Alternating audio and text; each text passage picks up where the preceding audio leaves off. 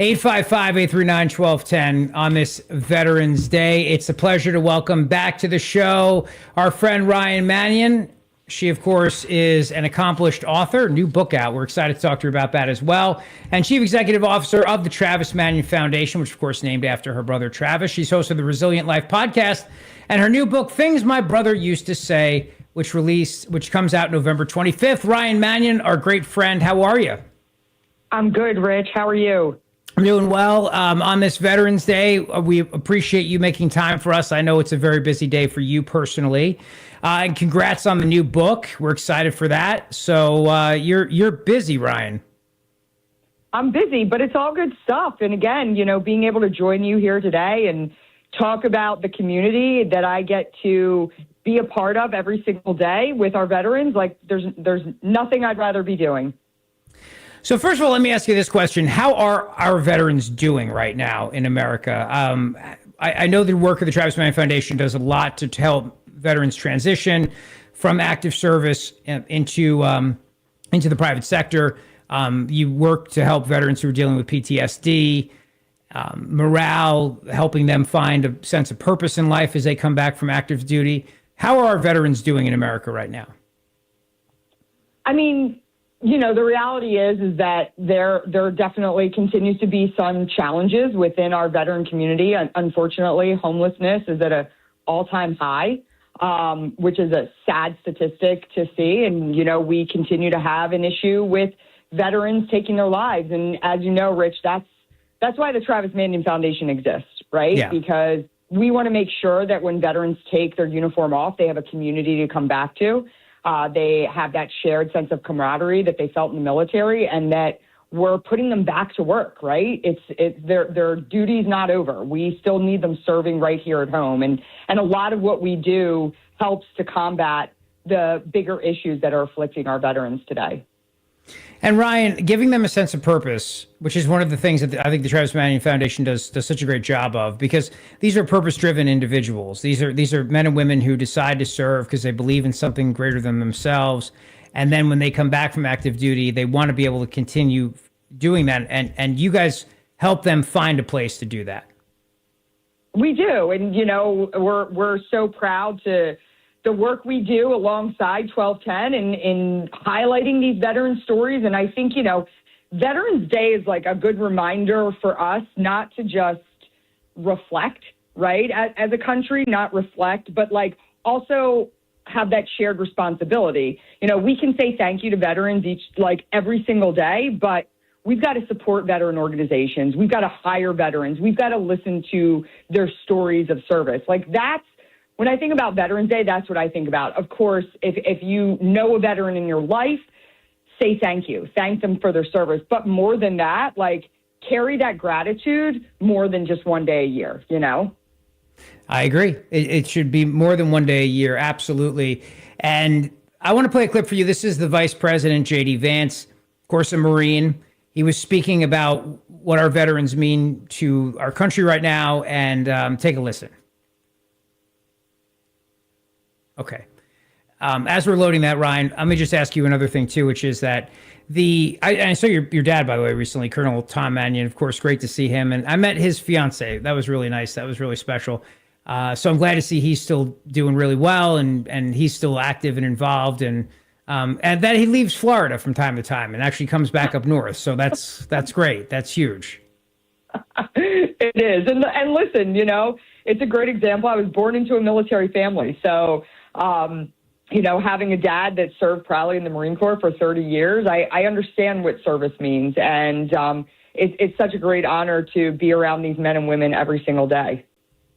All right, here's the Vice President, Ryan. Let's take a listen. My third and final message to the American people. I'm asked all the time how to best honor our veterans. And this day in particular gives you an opportunity, and it doesn't have to be difficult and it doesn't have to be complicated. If you find yourself at a restaurant this evening and you see somebody wearing a uniform, buy them a meal if you're able, or buy them a beer. If you see a veteran of our nation's armed forces, if you know somebody in your family, give them a call and say thank you. I heard already this morning from my mother-in-law who sent me a message early California time, and it touched my heart. Just knowing that we have loved ones who recognize our service, who care about it, and who care enough to go out and say thank you. So to the American people, if we want to keep on ensuring that the very best and brightest sign up for our military, the very best way to do it is to make sure that the veterans know that we are grateful to them. And so it's with great pride that I am introducing a man who is proud of our veterans, who fights every single day for the veterans, and who is proud to be the Commander-in-Chief of the United States Armed Forces, President Donald J. Trump. Ryan, I think it's really important, too, that we say thank you, no doubt about that, throughout the year, not just on Veterans Day. But I do also find it, like, I'm happy to see a lot of places are giving discounts to veterans today, and free cups of coffee and free donuts and, you know, specials. Because, yes, I know in many cases it's kind of self-serving on their end, but at the same time, so what? They're doing it, and I think that's great.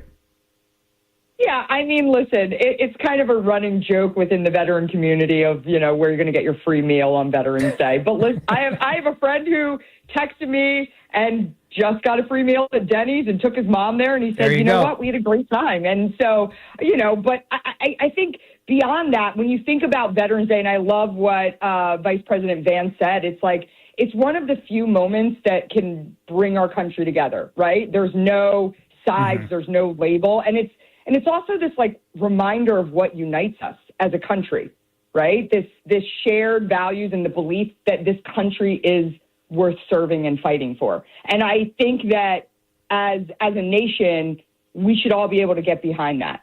So it's just, you know, I look at this day as I look at many days when we talk about our veteran and our military community, is that, you know, how can we kind of carry that spirit forward in the rest of our lives and throughout the rest of the year, you know? Ryan, you sat down recently with your friend, the Secretary of War, Pete Hegseth, and I know you talked about recruitment, and one of the things we keep hearing is that recruitment numbers for the military are up, which is great. That's important.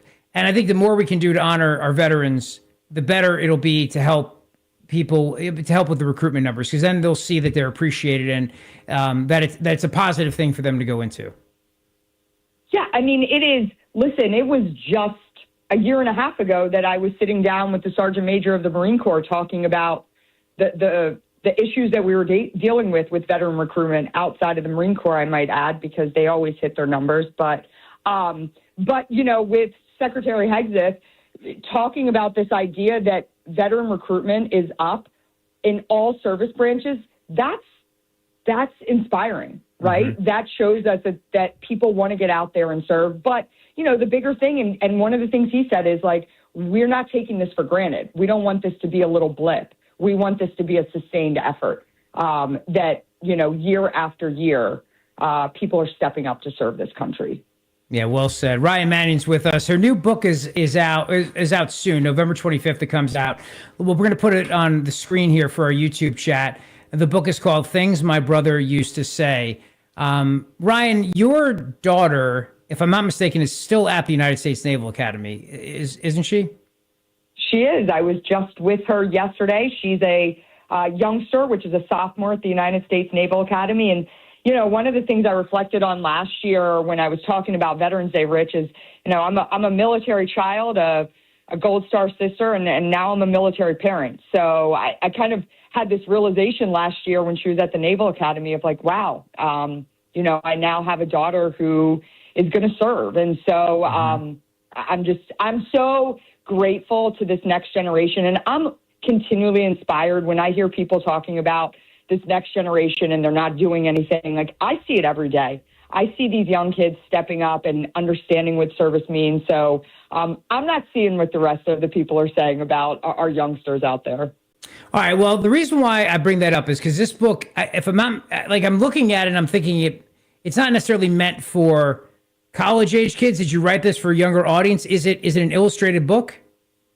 It's an illustrated book. Yes, it's a grade school age book, and so meant to again hit the kids young and teach them about service and sacrifice, and also what it means is, you know, living with character is a big component of the work we do at the Travis Mannion Foundation. So it's an introduction to how you start to live a life of character. I love it. I think it's fantastic. And so give us a little preview of some of the things that your brother used to say, your brother Travis, of course, Travis Mannion Foundation, named after your brother Travis. And talk to me about the cover of the book. We have the book up right now in our YouTube chat so everybody can see it. And I believe that's you next to Travis, but I don't know the people on the bottom part of the book. So tell us, is that Travis playing hockey? Is that you next to him as well? That's all. Yeah, all the different illustrations on the cover of the book are Travis in different stages of his life. That's Travis playing lacrosse at LaSalle College High School in Winmore, Pennsylvania. And, they're all different images. We had a great illustrator. And, I really took lessons that my brother taught me. It's not hyperbole. It's not things I thought up of in my head. These are things that Travis either said or taught me while we were growing up. And, two of the biggest ones, one of them is, be big in the little things. And I talk to not just my kids, but across the country when I'm speaking to youth, I talk about this idea of, in order to be big in the big things, you've got to be big in the little things first. And so I tell some great stories around that. And then, the biggest lesson, of course, is the 5 words that my brother spoke before he left for his final deployment to Iraq, which is, if not me, then who? And I share that story in full detail. And again, hoping that our next generation can take those 5 words and adopt them in their daily lives. Well, I'm going to buy a copy for each one of my kids, and I'll have to have you sign it and personalize it for them, okay? Of course I will. Wonderful. Well, Ryan, thanks to you and everybody at the Travis Mannion Foundation for your great work on this important day, this Veterans Day. I know we'll be back for our Radiothon next spring, and we look forward to doing our part again to help out and just appreciate everything you guys do over there at Travis Mannion Foundation. And I would encourage everybody to understand, to learn this great organization and to give back and help out every way you can. In fact, on this Veterans Day, is there something that you'd like to say in terms of people giving back and maybe a way they can do so?